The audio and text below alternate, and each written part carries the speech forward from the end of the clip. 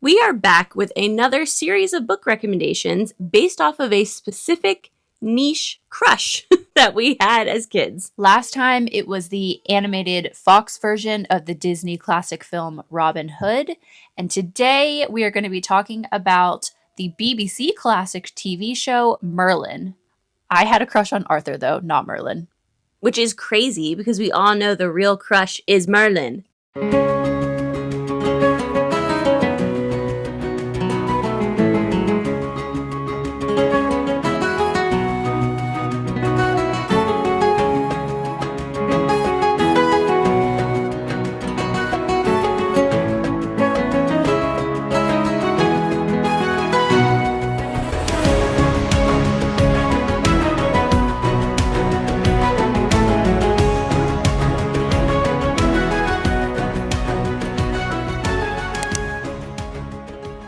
So today we're going to be talking about Merlin and Arthur equally from this beloved TV show. I have like so many vivid memories of me being in grad school and Elena going through like this canon event of watching the entire Merlin series. She was so heavily invested. Like, do you remember this? Obsessed does not cover it.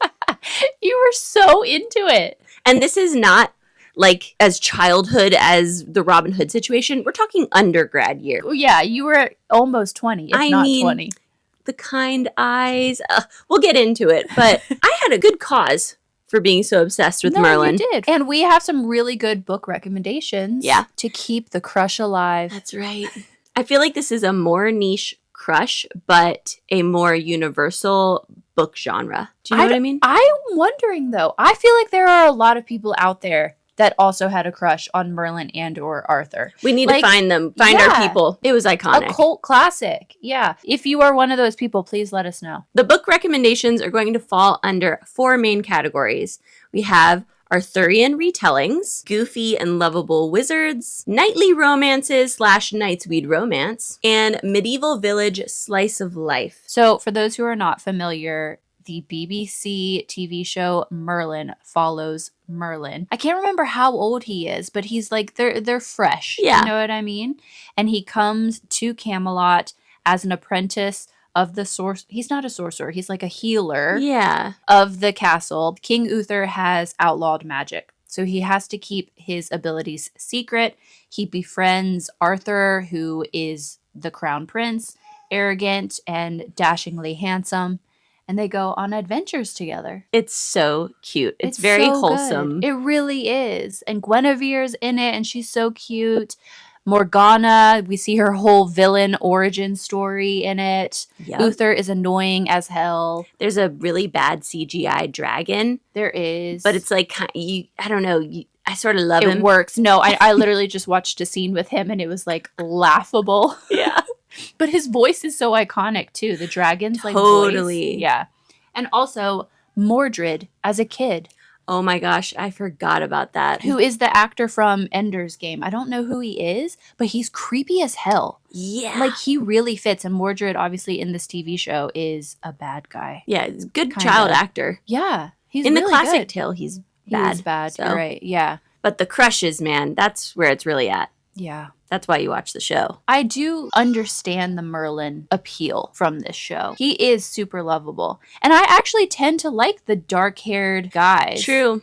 But something about Arthur and that like cheeky smile, man. He is a cutie. I don't deny it. Okay, so let's start with the classic. The straight legend retellings. What do we have? Honestly, we actually have like probably the best recommendation from this whole video if you like in this Merlin. Category, yeah. So I'll start with that one. And we're gonna gloss over some like the super classics. Oh, forgot about that. Yeah. We're assuming that if you're familiar with the Arthur myth, then you probably have already read Mists of Avalon.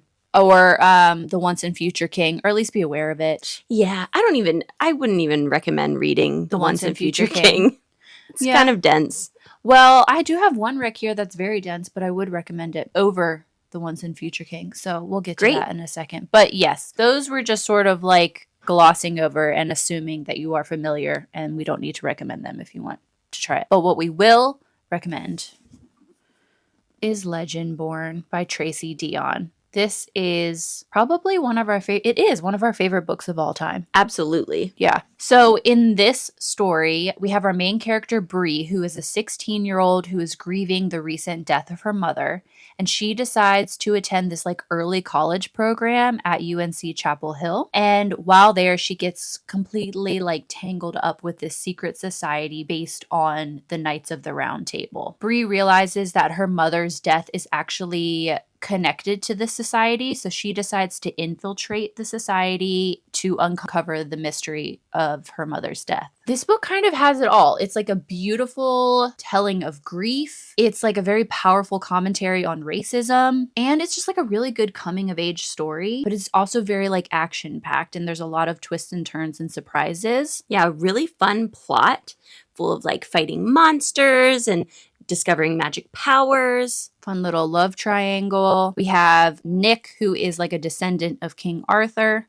And we have Sel, who is like a mage in the secret society and a descendant of Merlin. And they have like a little thing with Bree, which is always fun. Gotta love a YA love triangle. I know, and it's very YA. One is always blonde, the other is always dark and moody. Yeah, but Sel, the Merlin character, even I have a heavy crush on Sel. He is like a little more moody and broody than the BBC Merlin, but there is something just so sexy about him, and he's so like competent, which I felt like the Merlin was. You know, he was always like behind the scenes handling things. Yeah. And that's how I kind of feel like Sel is. Yeah, he's like extra special. He's more powerful than all the other wizards of his age. That always does something for me. I know. No, I totally agree. And like the way that he also protects Bree is so appealing. And on the other side of the coin, we have Nick, who is the Arthur descendant, who very much embodies Arthur. He's very loyal. It's like the goodness, the integrity. The integrity, that's exactly it. Yeah, yeah. He stands up for Bree. He stands up for what he feels is right. He's very much a good guy. Do you know what I mean? He really is. And what is very interesting about this is that I gravitate towards Sel, and you are like a Nick, diehard Nick fan. Which goes against the BBC Merlin crushes. We've swapped crushes. Which does not really make sense. But you know what? The heart wants what the heart wants. That's exactly right. Honestly, if you're going to read one book that we recommend today, this is the one. Yeah. But please watch the rest of the video. Next up, we have Gwen and Art Are Not in Love by Lex Croucher. This is not a strict retelling, but it does take place in Camelot, in King Arthur's Britain, but just many years later. It focuses on Gwen, who is a princess with a scandalous crush on a female knight, and Arthur, who is a prince with major daddy issues, who she discovers in a compromising position with another boy. These two were like childhood enemies, but as they grow up, they become betrothed, kind of like against their will situation, and then they basically invent lavender marriages. I love it. Yep. They're like, all right, look, we're gay. We're gonna do. People aren't down with that. Yep. Let's just go through with this. And they become friends because, you know, they're trying to protect their secrets. Yep. And the romance unfolds from there. Their own separate romances. Yes. Indeed. Yeah. Indeed. This story feels campy in a good way. You know, it's kind of fun, silly time. I will say I personally did not like most of the characters in this book, which is kind of a shame. The characters are not very likable to me. If you don't mind that in a character, you'll probably really, really enjoy this because it has everything there. Yeah. I just felt like everybody was a little bit petulant. Oh. You know, and when I would be reading this, I would be thinking like, come on. Yeah. I don't know. Am I just too old?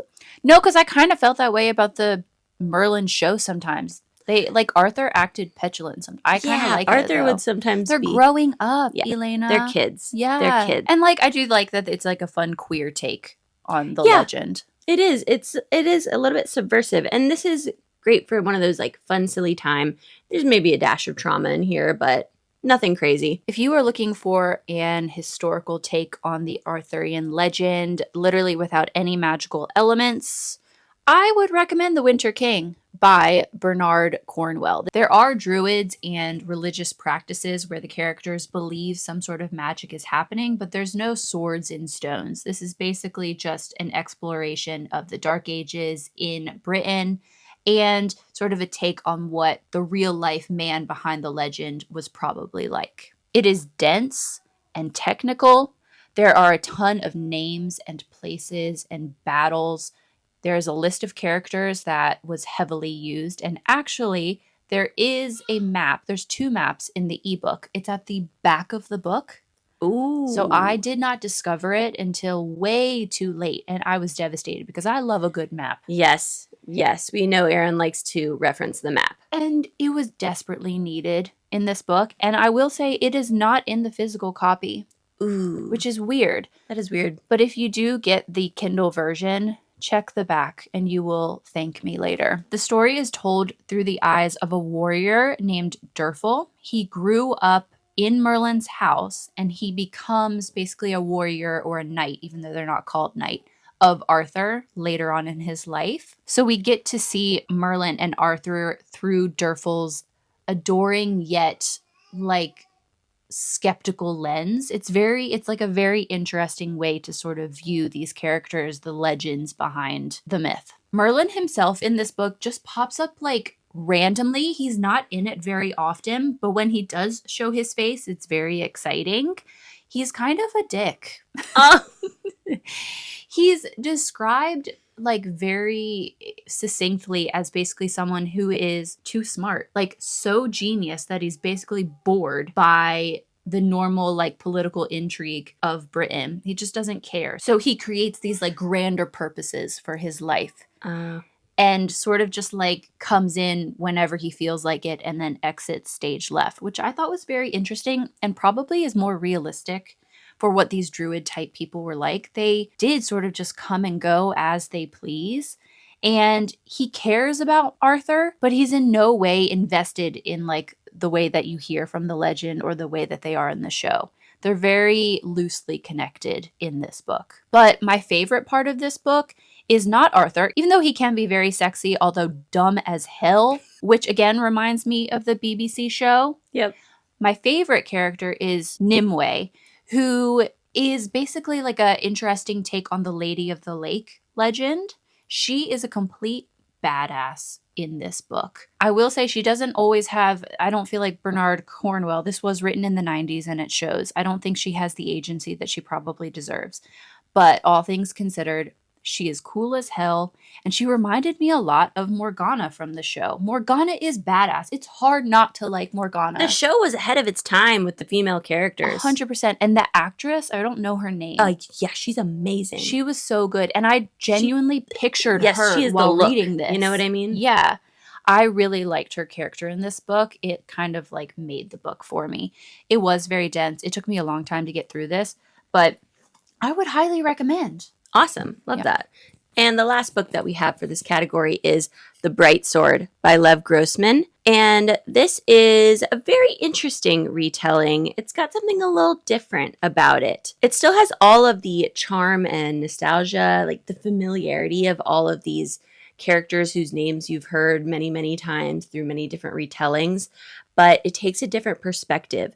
The main character of this book is Colin. He's kind of a nobody, but he's a talented fighter, so he's traveling to Camelot to make his own way in life, and he's determined to be knighted by King Arthur himself. But when he arrives in Camelot, he is devastated to learn that Arthur has died 2 weeks prior in the Battle of Camlin. That sucks. Along with most of the major players of the Round Table. All that's left over are kind of like the lesser known knights, the kind of the sidekicks, if you will. Mm-hmm. And together they have to find a way to remake Britain and hold the country together through the, what's it called when there's no heir? It's like a crisis, through the succession crisis. Oh, right? Very nice. Right? That's it. Yeah. Reading this book, I was extremely immersed. It sucks you in. There's strange fae and lots of sword fights and tournaments. Every single time that a knight meets another knight in this book, they must joust. They must duel. or duel. It's literally nonstop. To be honest, it's a little bit long in that way. Yeah. But if you, like me, don't mind a long read, this is really fun. And funny enough, my favorite character is Nimue. Oh my gosh, really? Yep. She is Merlin's like protege in this version. That's basically the same in mine. Yeah. Only in this version, Merlin is like evil, and he's like a creepy old man wizard that's just like a bad guy, essentially. Interesting. It's a different take, which I'm into. There are some like original texts that make him out to be that way. Yes. Can I just say, when I was reading The Winter King, I would often go to Lev Grossman's Substack and read essays that he would write on all of the characters, like Nimue. And it does not surprise me. It sounds like he said that this version of Nimue is his favorite of all time. That makes perfect sense. And he obviously has taken inspiration from it. Yeah, when you were saying, like, she's such a badass. Like, that's how she is in this, too. Okay. And the magic is so cool. I love magic. Yeah. And you have Morgan Le Fay in this. You have Guinevere. You have Lancelot. But it really focuses on some names that are not as well known, probably, like Bedivere and Constantine. And I find that to be really fun and fresh. And all of the characters are super well fleshed out. Everyone is dimensional here. There is a lot of diversity. Like, for example, this is like campy, super subversive on purpose. You know what I mean? Yeah. This is more like these are actual people with complex motivations and backstories. Do you know what I mean? Yeah. I mean, considering the length of it. Look at it. Yeah, he had time to do that. Really good.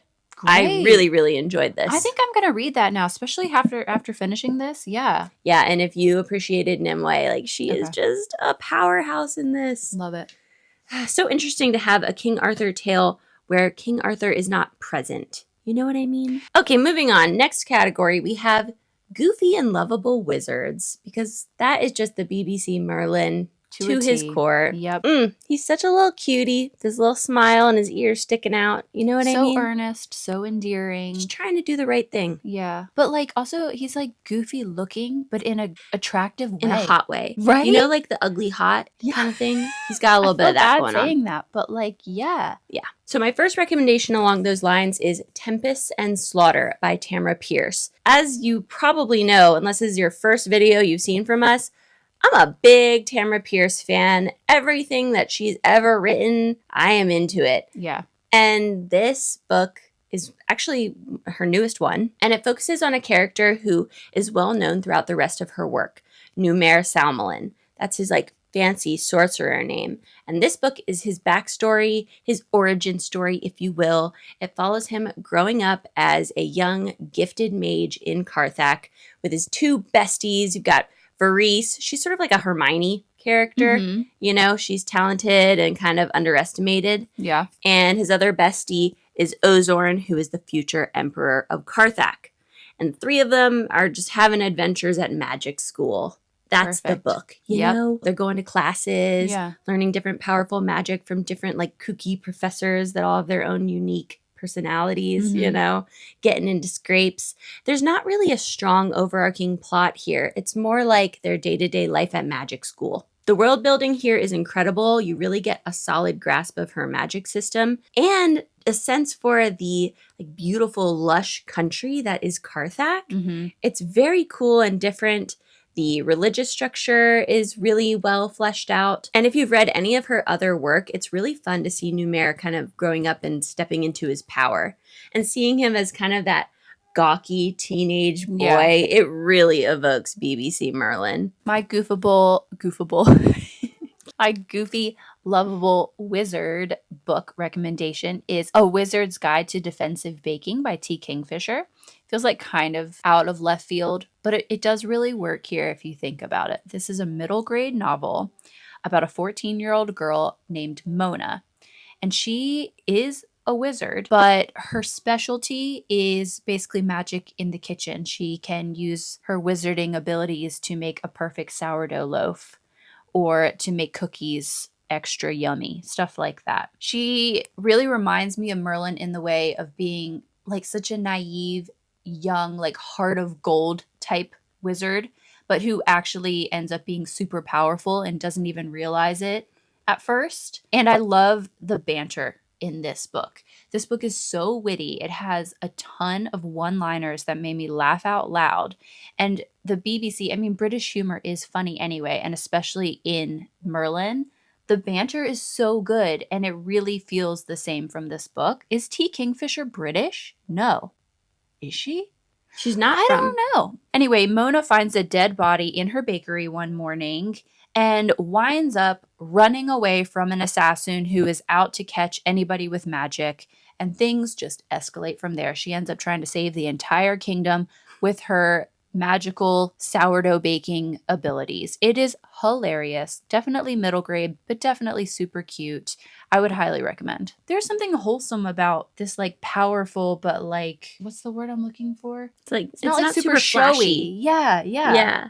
Because I feel like Merlin tries to hide some of his flashy powers a lot of the time too. True. Yeah, that leads us perfectly into The House Witch by Delemhach. And talk about a crushable wizard. In this story, Finley is a wizard that is hiding his powers. He gets to the castle and offers up his services as the castle chef, the head chef, if you will. And then he fires everybody else and he's like, I'm going to do it my own. That's kind of rude. I know. But it's because he doesn't want them to know he's actually doing it with a lot of help from magic. And his magic includes like baking and cooking and things like that, but it can do the dishes for him. I mean, which I find so appealing. Yeah. It can like sweep the floors. It can like make the room warmer, you know? Yeah. It's everything to do with the house. He is the house witch. He also has an ability that I feel like is so ideal for a boyfriend. Get this. He can tell exactly what food you're craving. I do love this. I mean, have we not all dreamed of that? I don't know what I want. Can you just tell me what? Give me some options. You know what I mean? And then to be able to make it. And then he's like, no problem. Here you go. Yeah. Here's your kimchi fried rice. I know. He has a masculinity to him that's not hyper masculine, which is a very specific, crushable type of character. Some of us, we love a jock, we love a man's man. I'm saying we, but that's actually not me at all. No. I do like the man that's just not that manly. Why does he need to be so manly? He's got like a soft spot for kittens and little animals. He's always standing up for the women and other people that are overlooked in the castle grounds. He's just like the best guy. He does have a romance in the book. This is definitely not a middle grade book. It's not like it's super spicy. But there's some romance going on. There's a little something.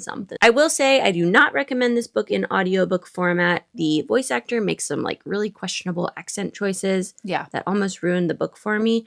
But pick it up in physical form or ebook and you will love it. And my last pick for the goofy, lovable wizard archetype is Furies of Calderon by Jim Butcher. Am I saying that wrong? I hope not. Hold up your book number Calderon. 3 so we can tell. How many are there? There's a bunch. Oh my gosh. Okay. I can't find the first one. I probably lent it to someone. Yeah. I read these a couple years ago, and they were gifted to me by a friend of mine that read them and knew I would be into it. And they were correct. These are a blast. The main character of these books is the goofy, lovable wizard in question, Tavi. Although in this situation, he doesn't have any magic, and everybody else does. Everyone in this world has elemental magic except for him. And you might be thinking, then he doesn't fit the archetype, Elena. But no, he does. It's more about the personality, you know? Okay. And he has to use his wits and his natural gifts to make his way in the world. And he has to save the day without magic. Yeah. You know? Yeah. The magic system itself is super cool in this book. Everyone is bonded to Furies that are tied to one of the natural elements, like wind, fire, earth situation. And the strength of your magic depends on the strength of the fury you bond and also the strength of your bond with them. Interesting. Which I do like. Yeah, you do like that. Yeah. It's sort of like you got to be tight. Yeah. It's like your best friend ever that also gives you magic. What could be better? It's so cool. Except for poor whatever. Except for poor Tavi. He doesn't have magic, but he's got all of that like pluckiness, determination, and inherent goodness that the BBC Merlin has. Yeah. That sense of, I'm going to do whatever it takes to save my friends kind of thing. I love that. That is exactly like Merlin. Exactly. Okay. I might read that too. I've never read any of his books, and I have been interested. Yeah, his other works are a lot more grimdark, I've heard. Yeah. And this one is more like classic epic fantasy, which is just my bread and butter, honestly. It really is. You've read all of them. Not even close, but I'm working on it. Yeah. Our next category is knightly romances, or knights we'd like to romance. This is my Arthur category. It really is. Even though I only have one book, but I would argue that it's the best. It's perfect for this category, yeah, which is The Knight and the Moth by Rachel Gillig.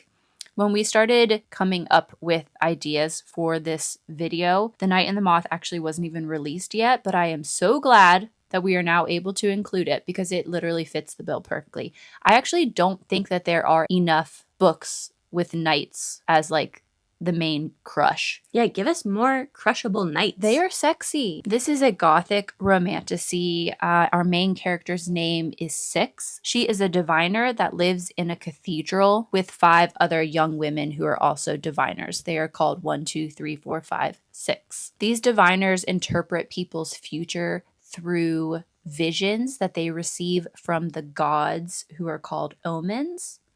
And the way that they receive these visions is by being ritualistically drowned in a magical spring. And they have these visions and then they can... That's intense.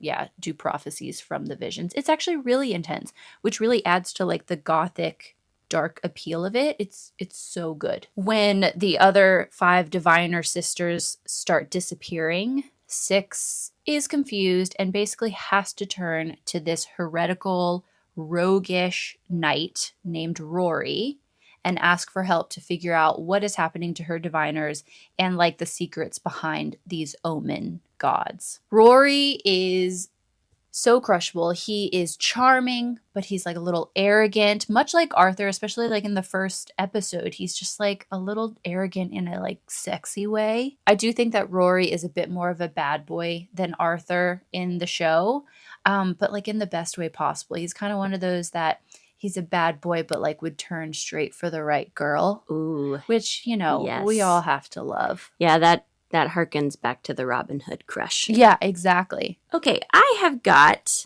A Knight of the Seven Kingdoms, The Dunk and Egg Tales by George R.R. Martin on this list. So this is a prequel to and sort of like adjacent to the Game of Thrones books, A Song of Ice and Fire. It focuses on Sir Duncan the Tall, who is a traveling hedge knight, and his young squire, Egg, who is secretly royal. The books are just kind of slice of life-ish. They are traveling through Westeros seeking honor and justice and adventures together. This is way less dark than A Song of Ice and Fire.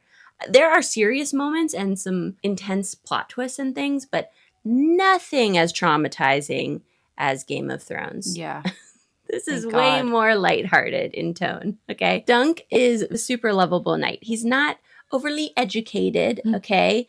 He's kind of like more brawn than brains, but he is really lovable and has this sort of innate sense of justice that makes people just trust him automatically, you know, and feel safe with him. And then Egg is more of a thinker. He's kind of mischievous, and he has an air of mystery about him because of the secret that he's carrying. But he's like sassy and witty. He's always got a comeback. And most of the fun of these stories are how the two of them kind of play off of each other. Yeah. It's really a brawn and brains situation banter here. Type thing. Yeah. So in my opinion, the romanceable person in this scenario is clearly meant to be Egg. Because he's so like witty. Smart or witty. Yeah. But something about Dunk is just delightful. It's like he's like super tall. We like a tall guy, right? You do, yeah. We're allowed to say that, are we? He would totally pass that bar. So to me, the crushable knight is Sir Duncan the Tall. Okay. But it could go either way. Yeah, you can pick. If you have a Draco Malfoy crush, you might be an Egg girly. All right, then. Okay, now for a big switch up, we have The Afterward by E.K. Johnston. This book is super unique and subversive. It focuses on the aftermath of the big quest. It's like asking the question, okay, what happens after the heroes succeed? They save the day, they save the kingdom. And then what? And the plot of the book jumps back and forth between the events of the big quest in question and the present day, what is going on after the quest, which gives it a surprisingly cozy feel. It's very low stakes because you already know that they're going to succeed at the main quest. Yeah. You know everyone survives because you're seeing them in the present day. It feels not stressful. It's more cozy and fun. The fantasy action here, it's light on the plot. It's really just sort of the underlayer for the main meat of this story, which is the social connections between the characters on the quest. And specifically a sapphic romance that sort of built up during the events of the quest, and now we're seeing the two of them try to navigate the world afterwards. There's not that much I can say without spoiling major things from the book. Yeah. But it's a very cute sapphic romance. And one thing that's really fun about this book is that there is a ton of diversity. E.K. Johnston is known for their diverse fiction, and there's a lot of like intersectional feminism going on here. Gender equality is just a given in this world. It's just assumed, which is refreshing and fun to read in the context of these roles of like the knights and the thieves and the wizards. You have all of those classic fantasy archetypes, but in a really subversive way. I'm including this specifically because it is fall. And if you want something with those classic elements, but that is just a little off the beaten path, this is a great cozy read for fall. And lastly, we have The Red Knight by Miles Cameron. I have like a soft spot for this book. You know when you read a book and you're like, that was pretty good. And then weeks go by and you can't stop thinking about it. And you're like, actually, that was really good. Yeah. That is the situation. It's on like one of your best books of the year so far, isn't it? Yeah, I keep coming back to it and like wanting to bump up my rating and stuff because it really has like just done something, just grabbed my heart, you know? So this book is about a mercenary captain who takes on a job of protecting a nunnery. Is that what it's called? Yeah. An abbey, you know, of nuns. I think it's both, but yeah. It's like located kind of at the edge of the map, close to the wilderness where the monsters be, you know. So he takes on this job to protect them, and then things quickly get out of hand. The nuns start getting murdered. They can't figure out who's doing it or why. Then they start getting attacks from beyond the wilderness, beyond the wall, and things really escalate. I said in my Goodreads review that if something romantic-ish like ACOTAR is literary junk food, and something like Mistborn by Brandon Sanderson is like my personal last meal, this book is like a hearty stew. Okay. I love that. I think this is makes great sense as a metaphor. You know? Yeah. It's nourishing, it's classic, it fills you up, it's satisfying, and it's very historically accurate. Miles Cameron is apparently like an expert in actual knights, medieval world stuff. And that really comes through in the descriptions of the armor, the horses. It's so nice when the horses are treated realistically in a book, you know? I don't know, but you would know. I just appreciate that. I feel like there's a lot of thought that went into this book. And there's a lot of fun in it too. There's like a sexy queen that is super smart and everyone instantly falls for her. There is a dragon in this book, and you know I love a dragon. There's an old wizard archetype, and there's some romance with the Red Knight. And let's discuss that Red Knight because he is our crushable character here. And I had a crush. Yeah. I was feeling some type of way about him in this book. He's like young for a leader, but a little bit cocky, but mainly just really confident. It's competence, Arthur, you know? Yeah. Don't you find competence to be so sexy? Yes. A man that just knows what he's doing. And you really get that with him in this book. There are epic sword fights and monsters and all kinds of craziness that goes on. And the magic system is really unique too. But really, it's the Red Knight that keeps you going in this book. And our last category is medieval village castle settings / slice of life books. And I think we have a really good lineup here.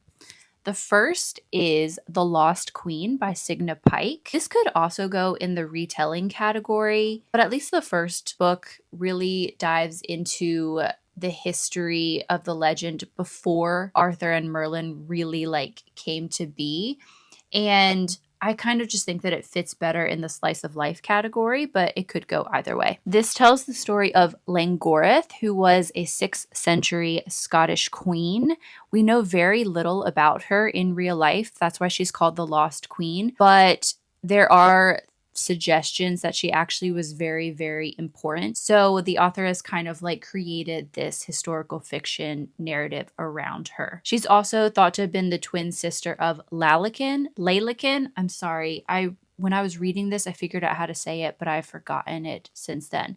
He is supposed to be the real life historical figure behind the legend of Merlin. Ooh. Yeah. The book depicts Langorth's struggle in this time period with Anglo-Saxons knocking at their front door, and particularly the spread of Christianity, which really threatened and basically destroyed the pagan old way of Britain. That's a heavy theme in The Bright Sword as well. It's very fascinating, and until I read this book, I was very unaware.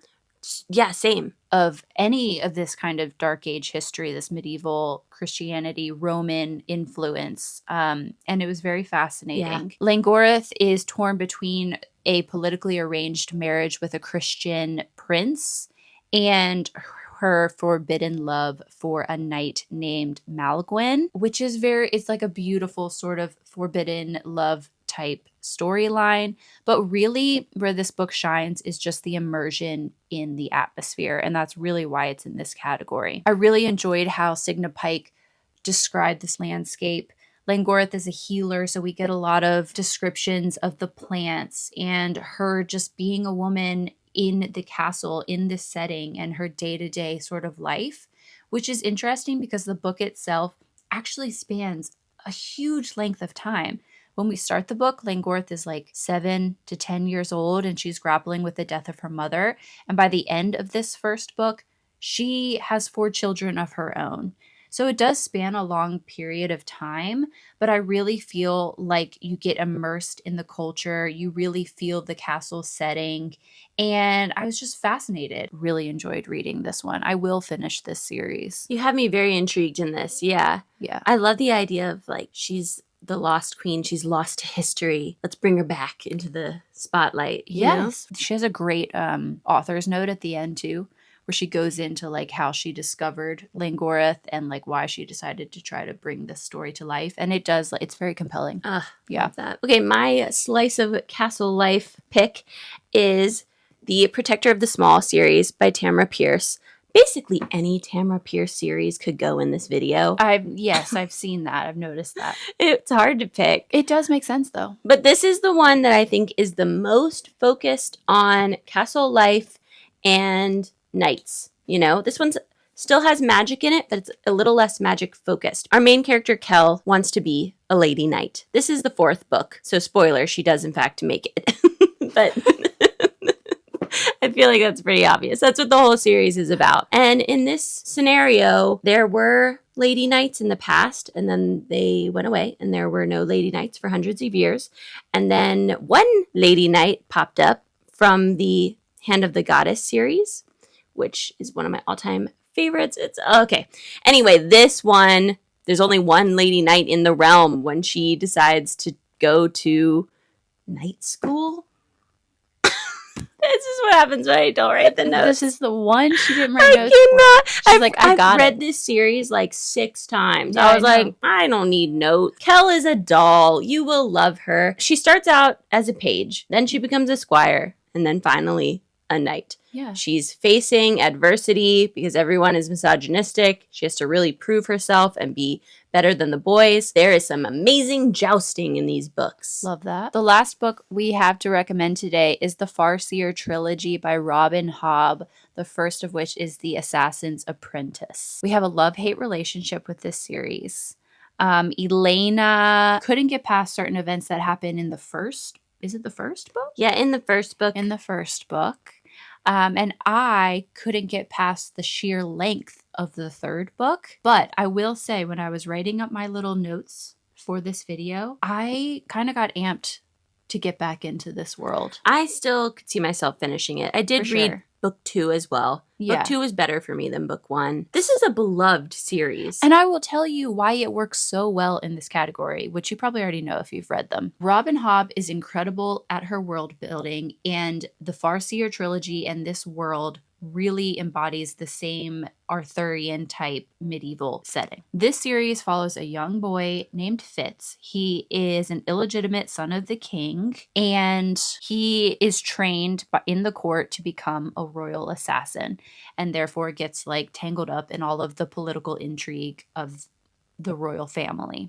He also comes to realize that he has a magical ability that is shunned by society. And basically it's a coming of age trilogy. I mean, he's just a boy when we start, and he is certainly not a boy by the end. The fictional world of these novels does resemble medieval Europe in its technology and its feudal system. And while it's definitely epic fantasy, Hobb spends a lot of time detailing slice of life moments. It's not constant high stakes action. Some even find it really slow because of her attention to detail, attention to these little moments. But it's very, very immersive. You really feel like you know Fitz because it's first person, and we see all of the little moments of him growing up. We see him training with the stable master. We see him learning in the court classroom, and we see all the little errands he's running in the castle. You just get like a very good sense of where they are, and you connect more with Fitz because of how much you're seeing of his day-to-day life, which makes it even more heart-wrenching. I really like how Robin Hobb has been able to make a very, very epic fantasy, but still maintaining all of those little slice of life moments. That's such a good point. Yeah. And I know her other series are also set in this world, so it makes sense that this is a really strong foundation for the world building. Yeah, I mean, people say the Live Ship Trader series is like one of the best things ever written. It's on our list. But for sure, if you like slice of life, then this would be a good one to read. And maybe we will too. Yeah. If this topic is of interest to you and you'd like to learn more about the realities of medieval Europe and these elements from classic fantasy that we all know so well, I recommend this book here. It's called Putting the Fact in Fantasy, Expert Advice to Bring Authenticity to Your Fantasy Writing. It's geared towards writers, but anyone can read it. And it talks about like actually what it was like, you know, martial arts magic, building a fighter from the ground up. And it talks about how people actually would fight in that era. There's tons of topics here. Health and wellness, armor, realistic fantasy cultures. There's just a lot of research put into this. This copy was gifted to me, and beautifully, it is signed by the horse of the author. How cute is that? She actually included a photo for me, too, of the horse signing. Oh, that's cute. Signing this. If I can find it, we'll insert a picture. But okay. I just think that's adorable. Yeah. And those are all the books that we recommend you read if you, too, loved Merlin and or Arthur from the BBC TV show, which we will now be going to re-watch all of. Absolutely. On, I don't know where. Yeah, where is it even streaming? I don't know. We'll find it. Do you know what they have? A dedicated official YouTube channel. Oh, the Merlin Show has a YouTube channel. That's awesome. And there's a little intro video by Bradley James or whatever, the actor who plays Arthur. And it's so cute. That's adorable. We will link the channel. Yeah, we will. In the description box. If you liked this video and you appreciate our recommendations, please give it a thumbs up. Subscribe if you're new. We would love to have you back. And until our next video, we will see you later. See you soon.